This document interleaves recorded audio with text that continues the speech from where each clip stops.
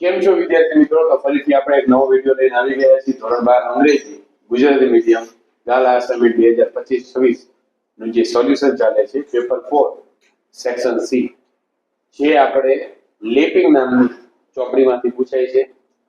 ફકરામાંથી જવાબ આવે છે આમાં, અને સમરી રાઇટિંગ આવે છે, અને કવિતામાંથી પ્રશ્નો પૂછાય છે. આપણે જોઈ લઈએ. તો પહેલો છે લાટુ વાળો જે છે અંગ દોરજી, માઉન્ટ એવરેસ્ટ વાળો જે પાર્ટ છે એમાંથી પૂછવામાં આવ્યું છે. Latu was following us and caught up with us when we rested below the south summit. કે લાટુ નામનો જે વ્યક્તિ છે એ અમને અનુસરી રહ્યો હતો, અમારી પાછળ પાછળ આવતો હતો. when we rested below the south summit, કે સાઉથ એટલે દક્ષિણનો જે ઉચ્ચ, દાખલે કે ઉચ્ચ જે ચોટી હતી જ્યાં અમે જઈ રહ્યા હતા ધીમે ધીમે ધીમે કરી, ત્યાં અમે થોડીક વખત આરામ કર્યો. ત્યાં લાટુ નામનો વ્યક્તિ છે એ અમારી જોડે હતો. આ બચેન્દ્રી પાલ વાળો જે પાઠ છે, બચેન્દ્રી પાલ હોય છે, અંગદોરજી હોય છે, અને લાટુ ત્રણ વ્યક્તિ હોય છે. આફ્ટર ડ્રિંકિંગ સમ ટી, થોડી ચા પીધા પછી, વી મૂવ્ડ ઓન, પછી અમે ફરીથી અમારું જે માઉન્ટ એવરેસ્ટ ચડવાનું હતું અમે પ્રયાણ ફરીથી શરૂઆત કરી. લાટુ હેડ બ્રોટ અ નાયલોન રોપ, લાટુ છે એની પાસે એક નાયલોનની દોરી હતી.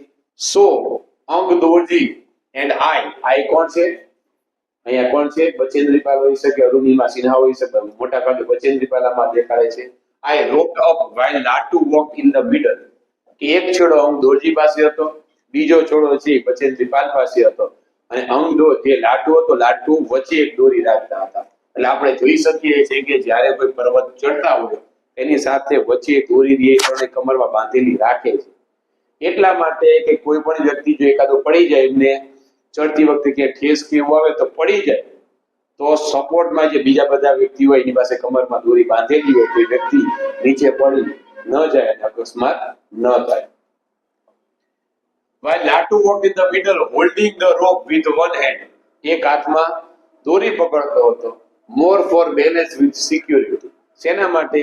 કે વચ્ચે ચડે છે એટલે એનું દાખલે કે ચડાણ આવી રીતે ચડાણ હોય ઉપર, તો ચડતી વખતે એનું બેલેન્સ પોતે સંતુલન રહે, અને બીજું શું રહે? સિક્યોરિટી રહે. શેની સિક્યોરિટી? કે જે પડી જાય તો એ નીચે કબડી પડે નહીં, એના માટે. Latu noticed that I had been climbing with oxygen at about 2.5 liters per minute, કે સાથે સાથે લાટુ જ્યારે અમારી સાથે સાથે જ્યારે ચડાણ કરતા હતા ત્યારે એને એક અનુસરી, એક નોટિસ કર્યું કે હું એટલે બચેન્દ્રીપાલ પોતે 2.5 લીટર પર મિનિટ, કે ઓક્સિજન ને 2.5 લીટર એટલે કે 2.5 લીટર એક મિનિટમાં 2.5 લીટર વાપરે છે, એટલું ઓક્સિજન કે હું વધારે ઉપયોગ કરી રહી હતી. Against the normal 4 for this height, કે આપણે ખાલી જ્યારે વધારે જેમ જેમ આપણે જોઈએ છીએ કે ઊંચે ચડીએ તેમ હવા પાતળી થતી જાય છે, અને હવા પાતળી થતી જાય એટલે આપણે ઓક્સિજનની વધારે જરૂર પડે છે. આપણે ગમે ત્યારે ડુંગર કેવું ચડીએ એટલે ઉપર જેમ આપણે ઉપર ચડીએ એમ આપણે વધારે પડતા હાંફી જઈએ છીએ. એનું કારણ શું હોય છે? કે ઓક્સિજનની હવા પાતળી થઈ જાય અને ઓક્સિજનની વધારે જરૂર પડે છે. after he increased the oxygen flow on my regulator, પછી જોયું તેને મારું રેગ્યુલેટર હતું એ રેગ્યુલેટરનો થોડો ફ્લો છે એ વધાર્યો, કારણ કે 2.5 લીટર જ વાપરતા હતા. જ્યારે આપણે એટલી ઊંચાઈ જોઈએ તો 4 લીટર પ્રતિ દાખલા તરીકે મિનિટે જરૂર પડે છે, એ વાત કરે છે. I found even the steeper stretches comparatively easy. steep એટલે સાંકડું, stretches એટલે ભાગ, કે મેં જોયું તો જે ઉપર જે ચડવાવાળો જે ભાગ હતો એકદમ સાંકડો હતો, પણ હું અત્યાર સુધીમાં મેં ઘણા બધા એવા પર્વતોને મેં ચડી લીધા હતા, તો કમ્પેરેટિવ એની કરતા મને આ વધારે મુશ્કેલ લાગ્યા નહીં, કમ્પેરેટિવલી ઈઝી લાગ્યા મારા માટે. દાખલા તરીકે આપણે જોઈએ કે જે કોઈ વ્યક્તિ હોય એના ઘરની આજુબાજુ મોટા ડુંગરાળ પ્રદેશો હોય અને રોજિંદા કાર્ય કરવા જતા હોય, દાખલા તરીકે આપણે સાબરકાંઠાનો એરિયા જોઈએ કે જે ડુંગરાળ પ્રદેશ છે, તો ડુંગરાળ પ્રદેશમાં જે બધા લોકો જતા હોય તો એના પગને દાખલે જે નીચેના જે ગોટલા હોય છે મજબૂત હોય છે, ઝડપથી દોડી શકે છે. અને આવા વ્યક્તિ ફૂટબોલ સારી રીતે રમી શકે છે, કારણ કે ફૂટબોલમાં 45 મિનિટના બે ભાગ હોય છે, એમાં સતત તમારે દોડવાનું હોય છે. એટલા પહેલો ક્વેશ્ચન છે કે when did Latu catch with them, કે લાટુ નામનો વ્યક્તિ છે જે બીજા બે વ્યક્તિ હતા અંગદોરજી અને બચેન્દ્રીપાલને ક્યાં મળ્યા હતા? તો Latu caught up with them ધેમ એટલે કોણ કહે છે? અમદોરજી અને Bachendri Pal. when they rested below the south summit, કે જ્યારે બંને છે અમદોરજી અને બચેન્દ્રીપાલ બંને રહે જ્યાં સાઉથ સમિટ ત્યાં થોડોક સમય આરામ કરતા હતા, એ જગ્યાએ લાટુ છે એમને મળ્યા હતા. Why did Latu hold the rope with one hand? કે શા માટે લાટુ વ્યક્તિ છે એક હાથમાં રહ્યો દોરી પકડેલી હતી?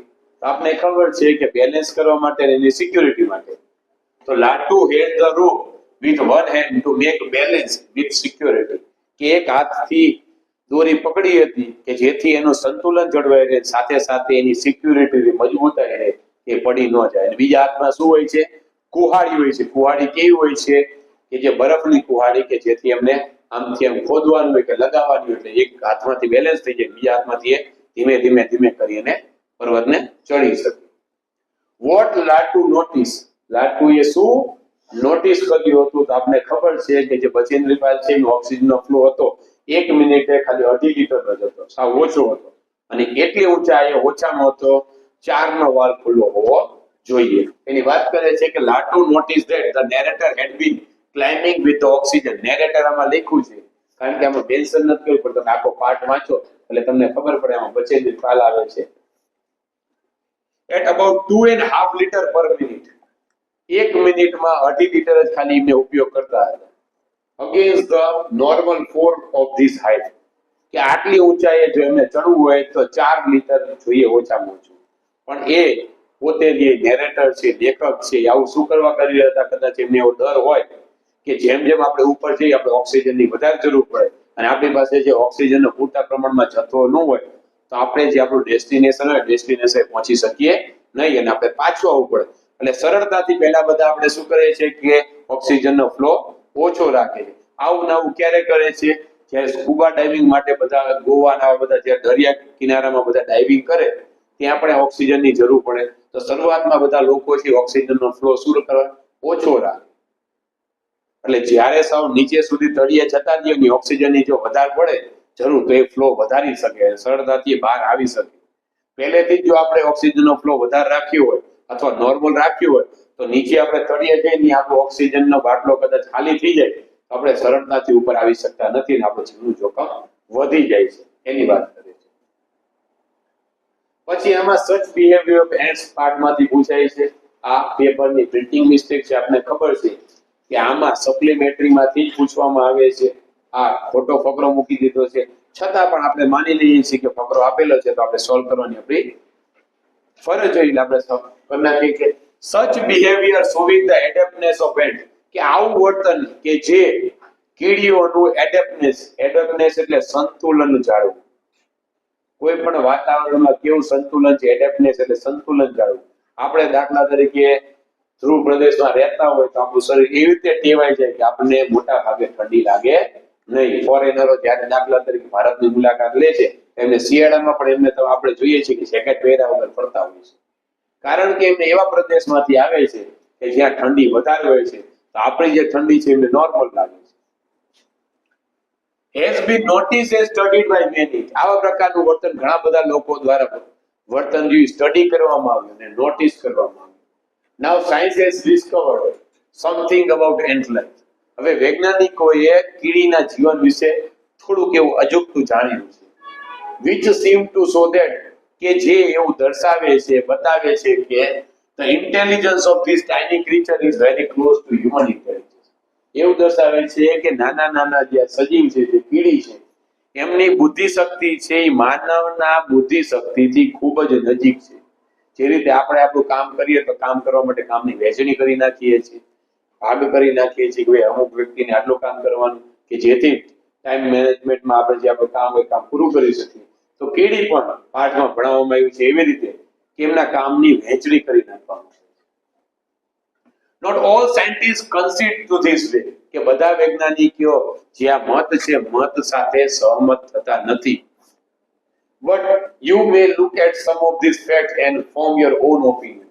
પણ તમે આખો પાઠ વાંચજો અને પછી તમે તમારા મત ઉપર પોતે સહમત થજો કે ખરેખર તમને એવું લાગે છે કે નહીં.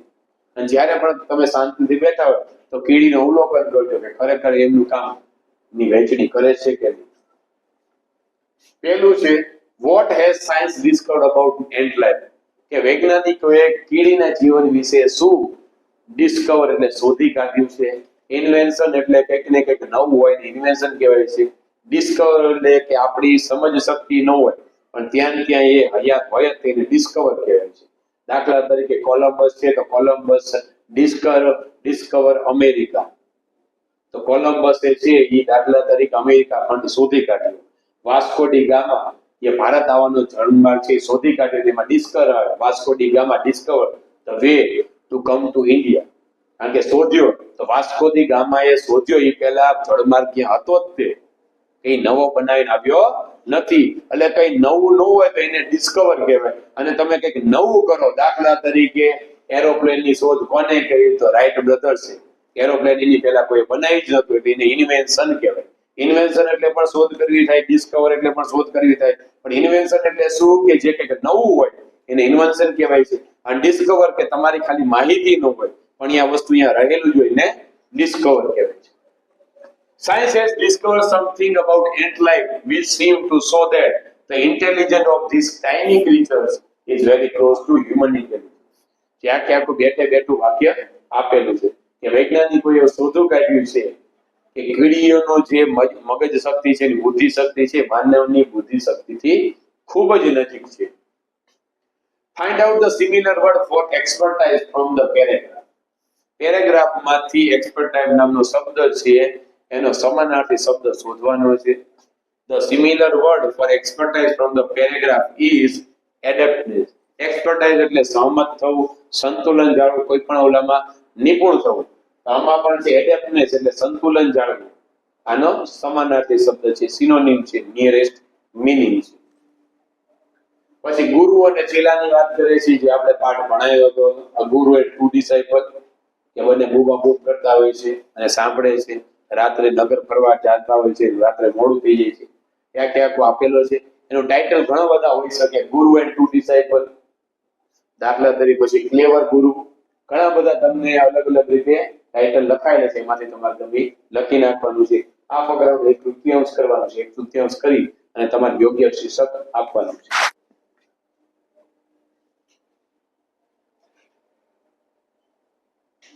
પછી જે આપણે અનસીન પેરેગ્રાફ પૂછાય છે ડિસેમ્બર 5, 2024 માં ટાઈમ્સ ઓફ ઇન્ડિયામાં પૂછાણો હતો. ફોર સેન્ચુરીઝ ઘણા વર્ષો સુધી સદીઓ સુધી cats have been among human beings closest companion. કે માનવ જાત છે એના સારામાં સારા મિત્ર તરીકે જે બિલાડીઓ છે એને ઘણી વખત મહત્વનો ભાગ ભજવ્યો છે. So it was about time someone came along who could decode what exactly is going on in the minds of these furry little despots. Despots એટલે અહીંયા ક્રીચર એટલે કેટ માટે જે વંશજો માટે વાપરવામાં આવેલું છે કે આપણામાંથી કોઈ એ વ્યક્તિની બહાર આવવું જોઈએ કે જેને ખરેખર જાણવું જોઈએ કે જે આપણે સદીઓ સુધી બિલાડીઓની સાથે રહેતા હતા. એટલે એમ કહે છે કે પહેલેથી સદીઓથી આપણા પૂર્વજો છે બિલાડીઓને બધા પાલતુ પ્રાણી તરીકે રાખતા હતા. તો એમને આપણે કેટલી વખત જોયેલું છે કે બિલાડી ખુરશી ઉપર બેઠી હોય છે, ગમે એને જરૂર હોય ત્યારે એના મોઢાના હાવભાવ ઉપરથી એને જે કાર્ય કરવું આપણે બોલી તરત સમજી જાય છે. તો આપણે કોકે ડીકોડ કરવું પડશે. ડીકોડ એટલે એના હાવભાવ કેવી રીતે કે આવું વર્તન કેમ કરે છે ને ડીકોડ કહેવાય. તે આપણે જાણવાનું છે. In the minds of the ફરી એમના મગજમાં શું ચાલી રહ્યું છે. Do they really want you to get up from that comfortable chair? કે તમે કેટલી વખત તમે એને ઈશારા કરો અને ખુરશી બેઠી હોય અને કેટલી વખત આપણે કહીએ એટલે તરત નીચે ઉતરી જાય છે અને કેટલી વખત ખાલી આમ તેમ કતરાતી હોય કે શાંતિથી જે રીતે કેટલાય વ્યક્તિને આપણે ઘરમાં કહીએ છીએ કે ભાઈ આ કામ કરી નાખ અને એ કંઈક એને કરવું હોય તો કરે ને કે એમનો પડ્યો હોય. એવી જ રીતે ઘણી વખત બિલાડી પણ એવી જ રીતે વર્તન કરે છે. તો શું ખરેખર એમના મગજમાં શું ચાલી રહ્યું છે આપણે ડીકોડ કરવાની જરૂર છે. And open the door or are they simply messing with you? અને કેટલી વખત તમે એને એમ કહો દરવાજો ખોલો તો દરવાજો ખોલે છે અને કેટલી વખત તમે જે એને જણાવો છો એની સાથે ઝઘડો કરે છે કે હું આ કામ કરીશ નહીં. જે રીતે આપણે માનવ જાત આવર્તન કરતા હોય એવી રીતે. As soon as you have closed the door, demand to be left in again. કે જો તમે દરવાજો બંધ કરી દેશો ત્યાં જાણવાનું તો તમારો નહીં તો કોઈ બીજો વ્યક્તિ એ જાણવાની કોશિશ કરશે કે ખરેખર બિલાડીઓ છે આવા પ્રકારનું વર્તન થવાનું કારણ શું છે. એલોરફાઇલ્સ. એલોરફાઇલ્સ એટલે કે જે વ્યક્તિ કે જેને બિલાડી રાખવાનો શોખ હોય એને એલોરફાઇલ્સ કહેવાય. would be happy to hear of a recent study by UCLA researchers which claims to have cracked the facial code of cats. UCL નામનું એક રિસર્ચ થયું છે કે જેણે એવું ડીકોડ કરી દીધું છે કે અલગ અલગ પ્રકારની જે બિલાડીઓ છે એના ફેસ ના એક્સપ્રેશન ઉપરથી એ નક્કી કરે છે કે આ પ્રકારનું વર્તન થાય તો આપણે સમજી લેવાનું કે બિલાડી ગુસ્સામાં છે, આ પ્રકારનું વર્તન થાય તો સમજી લેવાનું કે બિલાડી સારા એવા મૂડમાં છે, આ પ્રકારનું જે ફેશિયલ એક્સપ્રેશન દર્શાવે તો સમજી જવાનું કે એ શાંતિ અનુભવે છે એવી રીતે. તો જે વ્યક્તિ એવા હોય કે જેને બિલાડી રાખવાનો શોખ હોય એ મજામાં થઈ જાય, વાહ મને બિલાડી પાળવાનો શોખ છે અને આવું આની ઉપર રિસર્ચ થયું છે. They have till 276 different feline facial expression with 40% being distinctly friendly. હવે એને 276 એવા અલગ અલગ પ્રજાતિની બિલાડી છે એની ઉપર રિસર્ચ કર્યું. એમાંથી શું જોવા મળ્યું કે 45% હોય છે એ બિલાડી કેવી હોય છે, ફ્રેન્ડલી હોય છે, ઝડપથી માનવ સાથે ફ્રેન્ડ બની જાય, દોસ્ત બની જાય. 37% being distinctly aggressive. 37% બિલાડી કેવી હોય, એગ્રેસિવ, આપણે કહીને આપણી સામે બાજે, ચીચિયારા પડે, એગ્રેશન થઈ જાય, જાણે કરડવા બટકો ભરવા માટે દોડી આવે. And 18% being ambiguous. Ambiguous એટલે એક જ શબ્દના અલગ અલગ મતલબ થતા એને ambiguous વર્ડ કહેવાય. અને 18% એ બિલાડીના ફેશિયલ એક્સપ્રેશન એવા જોવા મળ્યા કે કઈ ખબર પડતી નથી કે ખરેખર સારા મૂડમાં હોય છે કે ખરાબ મૂડમાં હોય છે. A noteworthy finding of the study is that cats may have picked up these facial cues from their human companion. મોટા ભાગનું આ જે સ્ટડી એવું દર્શાવે છે કે આવા પ્રકારના જેમને મોઢાના જે હાવભાવ છે એ હાવભાવ એમને ક્યાંથી પ્રાપ્ત કરેલા છે, તેમનો જે કમ્પેનિયન એમના મિત્રો છે, મિત્ર કોણ છે, માનવજાત. કે માનવજાત એમની સાથે જે માલિક હોય, માલિક કેવું વર્તન કરતા હોય, જો માલિક ગુસ્સાવાળો હોય તો આપોઆપ એની સાથે જે પ્રાણી હોય ગુસ્સાવાળો થઈ જાય છે. જો શાંત મગજનો હોય તો એ પણ શાંત મગજનો જોવા મળે છે. These wouldn't be the only feline behavior feature that has evolved as a response to their long association with human. અને આ એક જ એવી પ્રજાતિ, ફેલાઈને એટલે પ્રજાતિ, કેટની પ્રજાતિનું એવું લાગે છે કે માનવ જેવી રીતે એની સાથે સમય વિતાવવા માંડ્યો એવી રીતે એ પોતાના જે ફેશિયલ એક્સપ્રેશન છે એમાં બદલાવ લાવવા માંડ્યા છે. એ આપણામાંથી અલગ અલગ પ્રકારના વર્તનો શીખે છે અને પછી એને કોપી કરે છે. It has been argued that meow is a reason for communicating with humans. અને એવું સર્જાયું કે જ્યારે બિલાડી મિયાવ નામનો શબ્દ બોલે છે એનો મતલબ એમ થાય કે માનવ જાત સાથે એને વાત કરી, કઈ કામ હોય, એને ભૂખ લાગી હોય કે એને એટેન્શનની જરૂર હોય ત્યારે બિલાડી મિયાવ એવા શબ્દનું કમ્યુનિકેશન કરે છે. Cats usually talk to each other using non-vocal cues. કે સામાન્ય રીતે એક બિલાડી બીજા બિલાડી સાથે વાત કરે તો નોન વોકલ કોઈ પણ જાતનું બોલવાની જરૂર હોતી નથી, ખાલી એક્સપ્રેશનથી પૂંછડી હલાવે અથવા મોઢું હલાવે, આંખના ડોળા હલાવે એ એકબીજા સાથે વાત કરતા હોય છે. ઇન્વોલ્વિંગ ધેર પોસ્ચર. જો પોસ્ચર એટલે એમનો જે બોડી હોય બોડીને હલાવે, એન્ડ ટેલ્સ અથવા એમની પૂંછડી હલાવે, and may have developed as an imitation of a baby's cry. અને કદાચ એવું નાનું બાળક હોય એને એટેન્શન જોવા માટે એ રાત્રે દાખલા તરીકે એટેન્શન એકલું એટલે રડવા માંડે અથવા બૂમ પાડે. નાનું બાળક બોલી ન શકે એટલે શું કે એને કે ભાઈ એકલું ગમતું ને એટેન્શન કરવા માટે પેલી પર લડવા માંડે.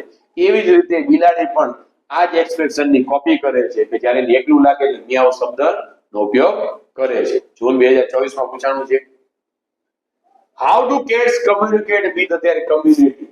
કે બિલાડીઓ તેમની કમ્યુનિટી એટલે એમના સમૂહ છે એમની સાથે કેવી રીતે વાતો કરે છે.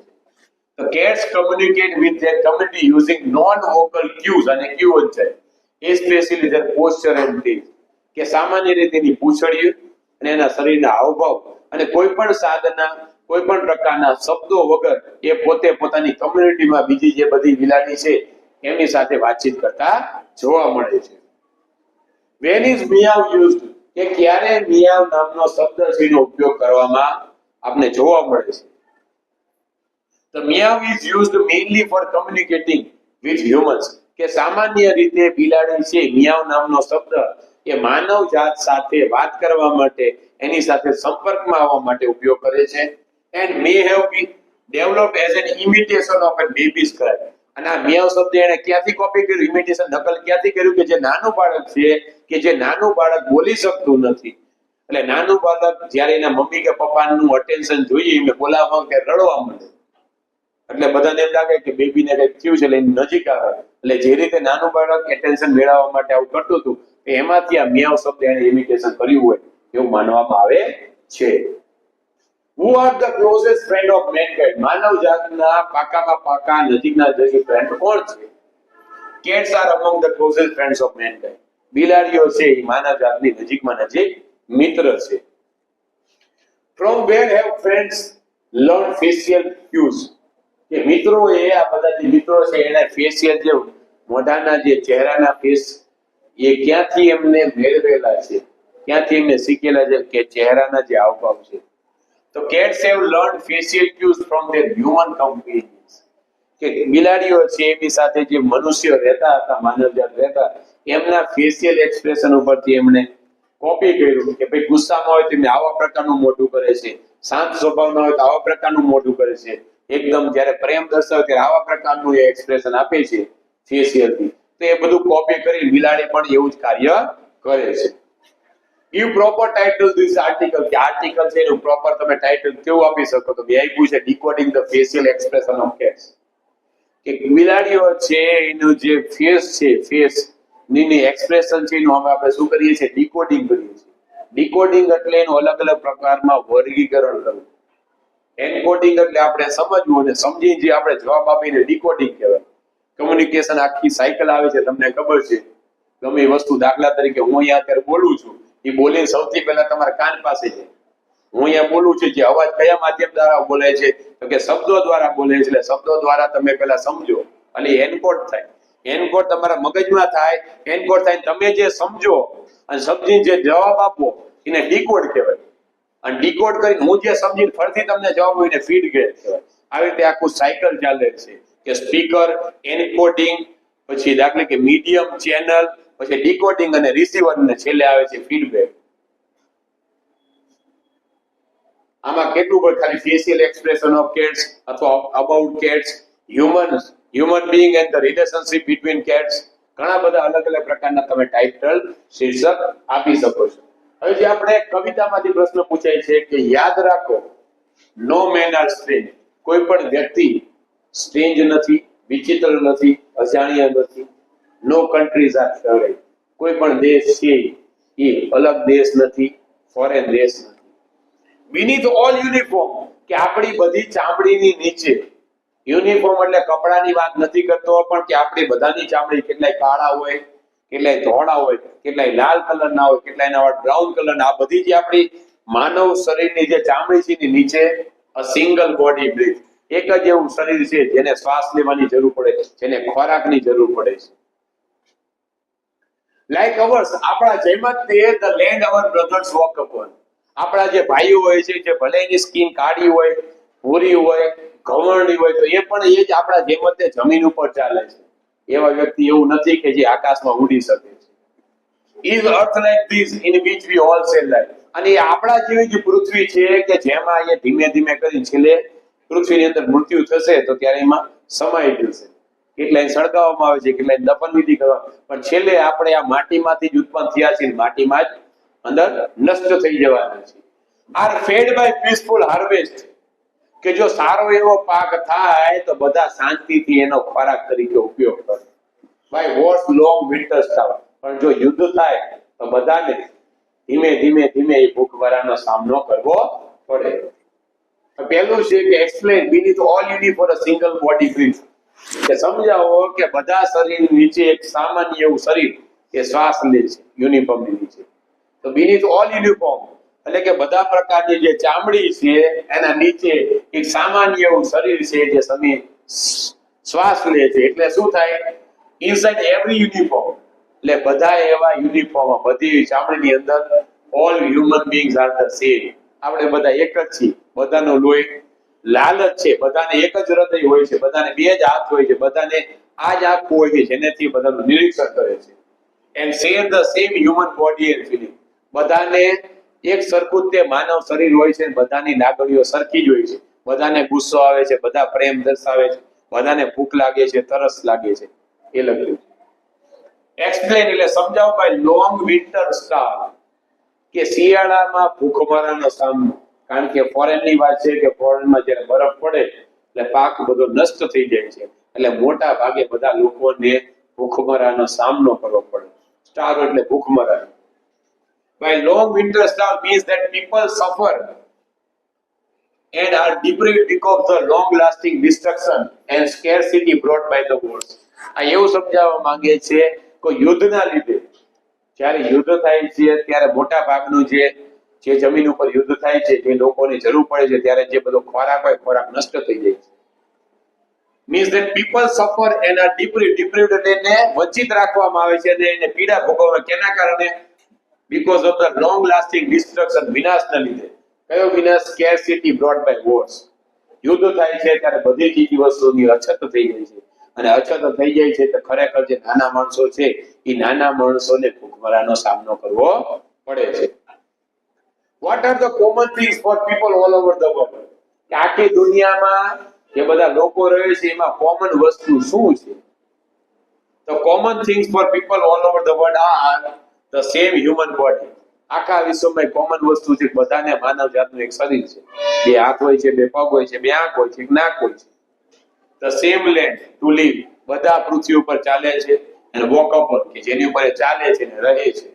And the same need for peace and food, કે બધાને શાંતિની જરૂર હોય છે, બધાને ખોરાકની જરૂર હોય. તમે કેટલો પછી પ્રતિકાર કરશો, કેટલો ઝઘડો કરશો, દિવસના અંતે આપણે બધાને એક શાંતિની જરૂર હોય છે કે ભાઈ હું થાકી ગયો છું, મારે મનની શાંતિ જોઈએ છે. અને ગમે ત્યારે આપણે ભૂખ લાગે ત્યારે આપણે બધાને ખોરાકની જરૂર હોય છે. પછી બીજી કવિતા એને ડાર્ક કેવ ફ્લોઝ એ ડાર્ક રિવર. અંધારી એવી ગુફામાંથી અંધારી એવી નદી વહે છે. And on it's stony bank, અને એનો જે કિનારો છે પથરાળ છે. There sits a man, ત્યાં એક માણસ બેઠેલો છે. Old as the sun or older, કે જે માણસ સૂર્ય જેટલો અથવા સૂર્ય કરતા વધારે વૃદ્ધ છે. Weaving a yarn of rainbow, કે જે હાથથી મેઘધનુષ્યના તાતણાને વણી રહ્યો છે. And humming a song, અને જે તાતણા વણતો વણતો એ મનમાં ગણગણતો એક ગીત ગાઈ રહ્યો છે. પેલો ક્વેશ્ચન એ પૂછાણો છે કે here the source of the river કયું છે? કે નદી છે, નદીનો સ્ત્રોત કયો છે? તો એ આપણે આ મિસ્ટ્રી કીધેલું છે, કારણ કે કોઈ પણ જાતનું રહસ્ય આપેલું છે, કોઈ પણ સ્ત્રોતનું વર્ણન કરવામાં આવેલું નથી. અનનોન કીધું છે, સ્ટોની પથરાળ ને સિક્રેટ, એટલે આપણે કે મિસ્ટ્રી છે. એટલે આપણે જેવું પ્રકારનું તમે કવિતા સમજો એવા પ્રકારનું થાય. પછી here river stands for life and man stands for God. કયા નદી છે એ જીવનનું પ્રતિબિંબ કરે છે, કે જેવી રીતે નદી એક જગ્યાએથી બીજી જગ્યાએ વહ્યા કરે છે. નદીને આપણે થોડા સમય સુધી કદાચ રોકી શકીએ, પણ પાણી પોતાનો રસ્તો કરી લે. એવી જ રીતે આપણું જીવન કેવું છે, આપણા જીવનમાં સુખ અને દુઃખ આવ્યા રાખે. કેટલી વખત આપણે એમ થાય કે મારે જીવન જીવવું નથી, પણ ધીમે ધીમે ધીમે કરી આપણું જીવન પણ કેવું છે એનો રસ્તો જાતે કરી લે છે. And man stands for God, અને જે માણસ છે એ શેનું આપણે પ્રતીક દર્શાવે છે? ભગવાન. કારણ કે માણસ અહીંયા બેઠેલો જે સૂર્ય કરતા અથવા એની કરતા વધારે વૃદ્ધ દર્શાવ્યો છે, અને મેઘ ધનુષ્યના તાતણા વળી રહ્યો છે. તો મેન ઇઝ, આમાં કીધું માણસ શું કરી રહ્યો હતો? તો બી અને સી બંને વિવિંગ કવિતામાં કીધું છે હમિંગ અ સોંગ. બંને કામ કે મેઘ ધનુષ્યના તાતણા પણ મળી રહ્યા છે અને ગીત પણ ગણગણાવી રહ્યા છે. તો આપણે આજે આ સેક્શનનું સોલ્યુશન જોઈ લીધું. નેક્સ્ટ લેક્ચરમાં આપણે પેપર 4 સેક્શન ડી લઈને આવશું. ત્યાં સુધી થેન્ક યુ વેરી મચ. જય હિન્દ, જય ભારત.